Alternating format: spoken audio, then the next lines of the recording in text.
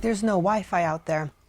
And that wasn't good, you know, when there's a disaster going on. But usually that's nice because it's like disconnected from the world and it's really peaceful.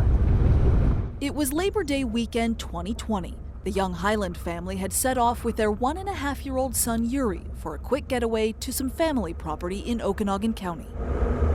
We had just enough daylight to set up our tent. We were sitting there and watched the stars passed out. And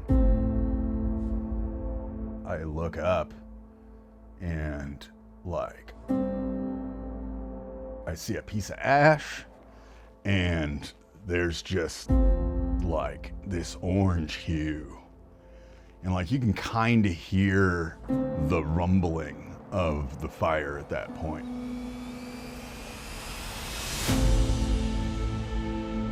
I ran back and I'm like, Jamie, we gotta go. We had 3 different options. We could try and hide in the Quonset hut, but we thought we'll probably turn into toast in there. We could try and go back up the road, but that was really the direction the fire was coming from. The third option was to try and get to the river. So we hopped in the car with our son and zoomed as fast as we could. I'm like sticking my head out the window trying to like see. I mean, it was terrible.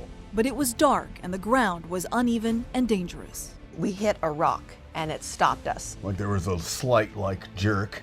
We all recovered pretty quick. Jacob punctured his lung and didn't realize it I in had the no moment. clue. The adrenaline. They had no choice but to get out and run. So what happens after you had to abandon the truck? Once we got into the valley was like a dried creek bed. And like we're running through that and like, I mean, it's treacherous in the daylight with, you know, boots on. Like, I mean, let alone the middle of the night by yourself running for your life. The wind was blowing hard that night. It's estimated the fire was moving 50 to 60 miles an hour. So when it became obvious that they would not be able to outrun the flames, they took shelter at a rock face like this one. They got as close to each other as they possibly could. They formed a little shelter around their baby and they prayed. When it touched me, like when that moment happened, I mean, it's like time stood still, the screaming, the world's on fire. When the fire first came, I'm looking at it, it's like right there. And it was like, I thought we were gonna make it to the river. I didn't think everything was gonna end like this. And then the flame was there and it was, you know, it hurt and everything, but it was like, oh, okay, I'm going to die now. We are all, me, my husband, our child, our other child inside. My little family is about to be in heaven.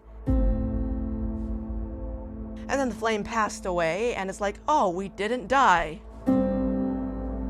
So we sat there for a little while and we thought, okay, we still might die. And then we talked about it and prayed for wisdom again and decided we are still going to try to get to the river. We were well past the point of exhaustion, but we kept going and going because we're like, we need to get to a hospital. We need to get help for our baby boy. Did Yuri get burned? Or do you think it was the smoke? Or both? It was probably the smoke that ultimately caused him to pass away. But yeah, he suffered some burns too. And I remember just Jacob's voice as he held him close and said, I'm sorry, I know it hurts, I'm sorry. Finally, they made it to the Columbia River. But they decided their best bet was to keep going to try and find help at the Chief Joseph Dam, roughly 10 miles away. When we got to the cove that was impassable, we were trying to find, is there any way, like, can we climb up it? But our hands were too destroyed. Could we get around it? We'd have to like swim, and like, how do we carry our son, and are we even capable of swimming right now? And then Jacob said, I think he's dead. So we went back to the shore and we looked and there was just a little bit of breath left. He was just barely alive. So we all lay down and cuddled together and held him close and whispered a blessing and a send-off and told him that heaven is a good place and Jesus loves children and we'll see him there sooner or later. And we all 3 fell asleep together. And when we woke up, he was gone.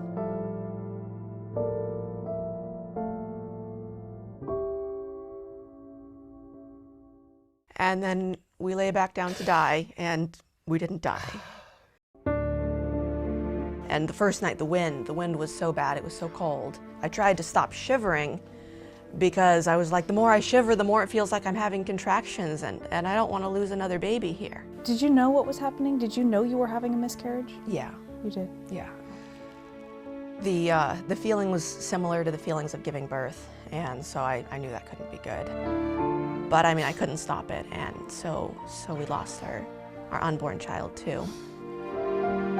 But as much as this story is about unimaginable pain and loss, it is just as much about faith. There was just this awareness that we're not alone. God is with us in this moment. He was with us in the fire, and we don't know what's next. But no matter what happens, He's with us. Jacob was doing everything to take care of me. Like, he had more strength than I did. Like, our hands didn't work, but I remember him like kicking the gravel over me to keep me warm. Like, I was like, I'm gonna go get water, but I think that's the last time I can do it. But we kept praying, okay, God, either send us a boat or a helicopter or take us to heaven, because just laying here is no good. And then, after 2 days and 2 nights on the banks of the river, those prayers were answered. I heard it coming. We'd been laying there, and she hadn't moved. I was shaking her and shaking her and shaking her. You would say to me, are you still here? And I'd say, yes, I'm still here. The two were immediately rushed to the hospital in Brewster and then airlifted to the Harborview Burn Unit in Seattle. But I remember they couldn't find a vein to get an IV going, so they had to drill into my leg. And the next 28 days were a blur of surgeries, skin grafts, and deep waves of grief. Watching the life go away from my child's eyes. It's not right. We just miss him, and we never got to see him be a big brother, and we never will now. Then came the news that Jamie could never again have children. I'd wanted to be a mom for so long, and then I finally got to be with the most perfect child. I'm not just a woman hoping to be a mom someday. I am someone who has experienced motherhood and then had it taken away. This is something way beyond like a physical pain. It's like a separation of love. But even in the agony of their loss, the Hylands believe there is a reason they survived. Do you still feel like there's a plan for you, even though the plan you thought you had has changed dramatically? God can work out a plan B, He can work out a plan C, and we just take one day at a time and figure out what that's going to be. Now they are moving forward with a new plan, trying for another baby through surrogacy. If I'm here on earth to do anything, it's to be there for the growing and the experience of life. To be a dad? Yeah, to be a dad. What was the process like for the two of you to ultimately decide that you did want to go that route? Was that a hard decision? Yes and no. On the one hand, it was kind of like a no-brainer, like this is our only option left. But on the other hand, there's moments when my emotions are like, do I even want more kids? Because they won't be him. But there's also the role of being a mother and the love of a mother, and that I can give to someone else. That's why I hope we have kids. Cause I need I want to love again.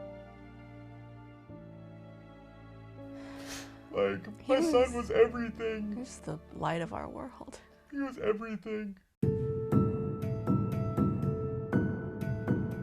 And just as before, their faith is leading the way.